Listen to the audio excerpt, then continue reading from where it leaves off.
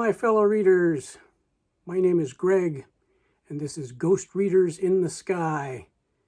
I'm here today to do the final roundup for the 2025 Private Eye in July event.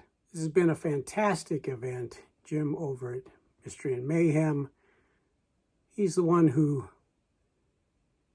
headed us all in the right direction, and a bunch more of us fell in line. I'll post the names of everybody down below who was involved. It has been just a great experience.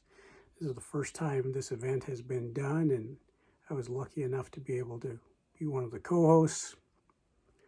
I thought I read 9 PI novels, but it was 8. I miscounted.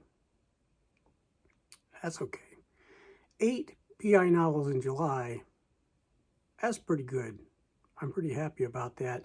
I have a whole playlist of everything that I read over the course of the month with big reviews on everything.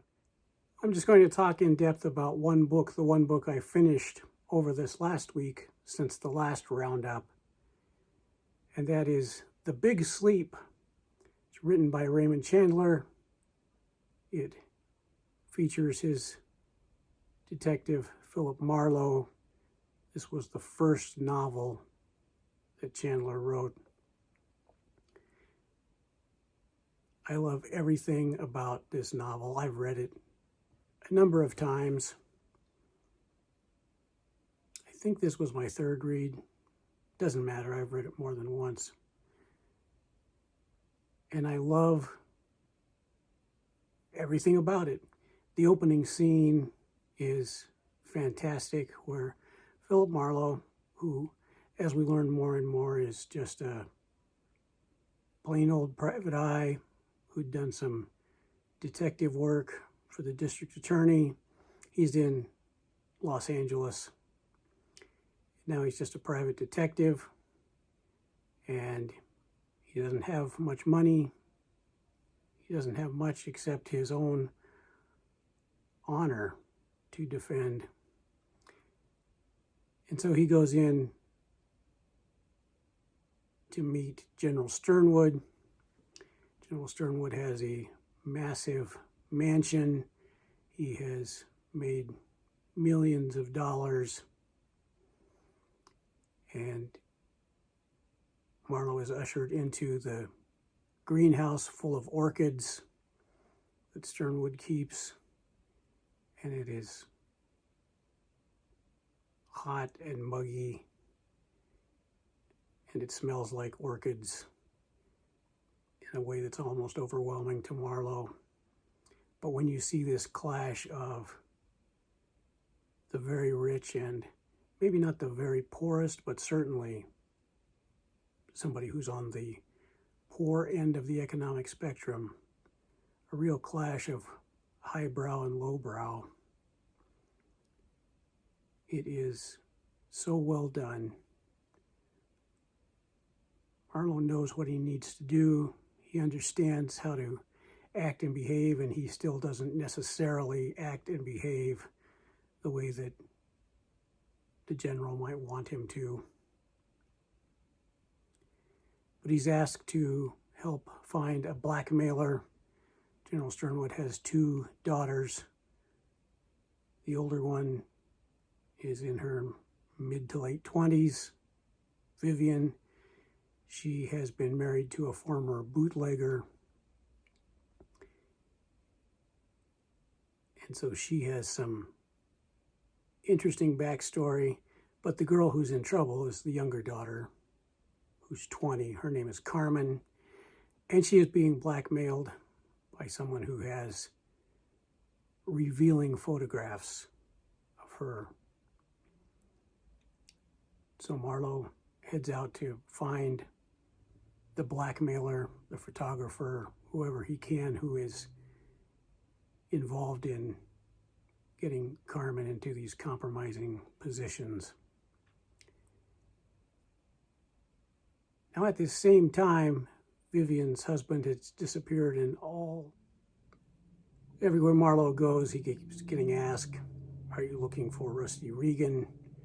the husband of Vivian Sternwood, the husband who is missing.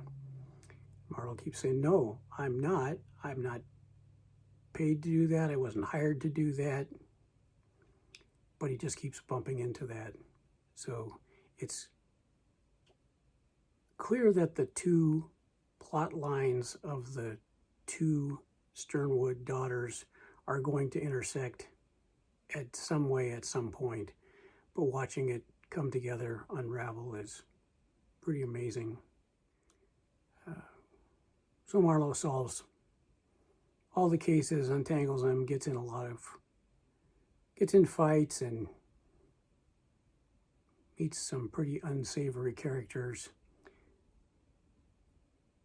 Spends a lot of time down in the gutter, I guess we should say.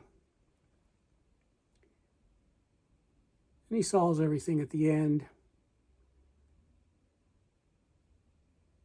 But the closing page, which is after everything is resolved as best it's going to be in this novel, and his soliloquy that closes out the novel, some of the most brilliant writing ever. And these words just stick to me and ooze into my pores. They bounce around in my head, in my gut.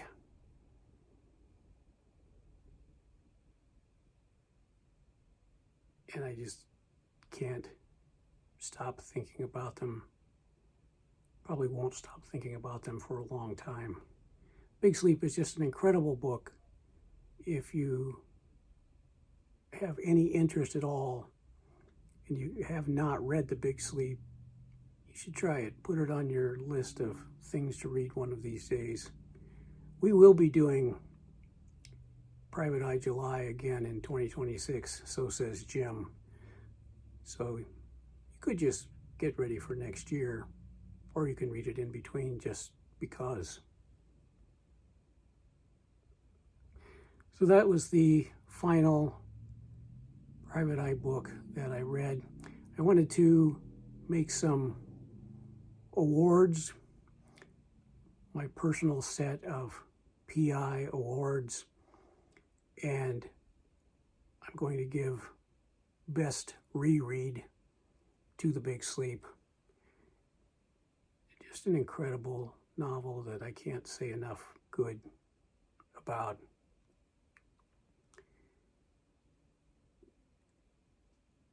We had two prompts. One was to read a Private Eye story from the beginnings, somewhere around the 1920s, up through the 1960s. The second prompt was to read something written in the 1970s due to today. And I talked more about this book in another video that's in the playlist. My award for the best read up to the 1960s. This was a new read for me. It's by Rex Stout. It's called Fer-De-Lance, and it is a Nero Wolfe novel that I absolutely loved. It was my first time reading Rex Stout, my first encounter on the page with Nero Wolfe and Archie Goodwin. That was a novel that just worked for me really well.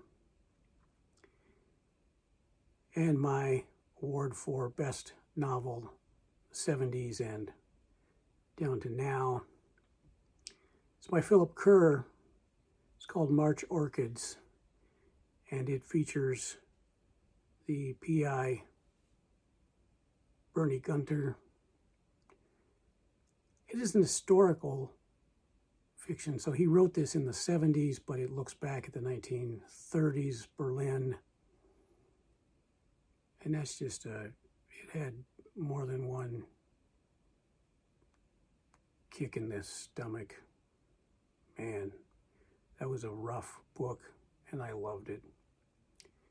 So those were my two favorites from the two eras, Rex Stout's Fer-De-Lance and Philip Kerr's March Violets, with overall best reread to Raymond Chandler's The Big Sleep.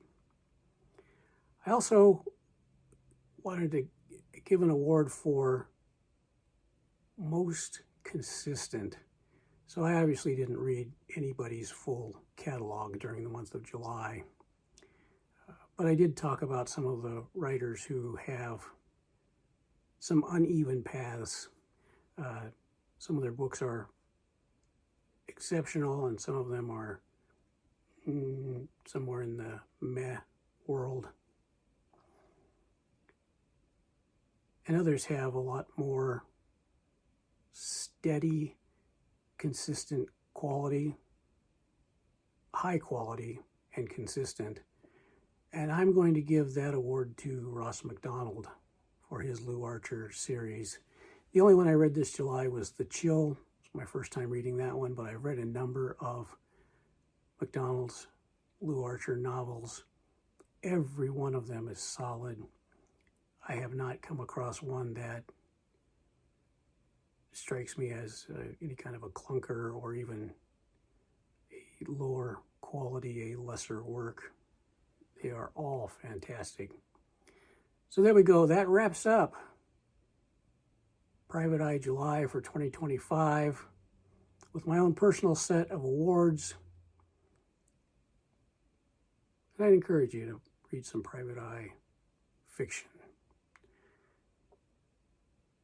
And until next time, my name is Greg, and this is Ghost Readers in the Sky.